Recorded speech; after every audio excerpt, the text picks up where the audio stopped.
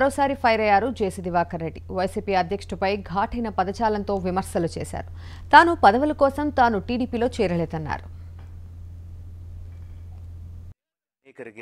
అంత ఉందండి కులాభిమానం. అయితే నేను ఎవరిని ఇతర కులాలను ద్వేషించేవాడిని కాదు.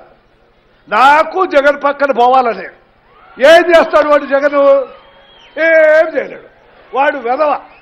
ఐఎమ్ సారీ, వెధవలను కూడా తప్పేమో, వద్దు వెధవ అనే మాట ఉపసంహరించుకుంటా. ఏమీ చేయలేడు. విధిలేని పరిస్థితుల్లో నేను తెలుగుదేశం పార్టీలో చేరిన. ఎందుకు చేరినా? ఒకవేళ ఎవరికేదున్నా ఈ రాష్ట్రాన్ని అభివృద్ధి చేయాలంటే ఇవాళ ఉన్నటువంటి లీడర్స్లో ఈజ్ ది మ్యాన్. ఈయన ఒక్కడే ఆ యోగ్యత, ఆ శక్తి ఉంది. అందువల్లే తెలుగుదేశంలో చేరాను తప్ప ఈయనేదో నాకు మంత్రి పదవి ఇస్తాడు, కిరీటం పెడతాడు నేను మాత్రం నాకు ఎప్పుడు లేదు, అప్పుడు లేదు, ఇప్పుడు లేదు.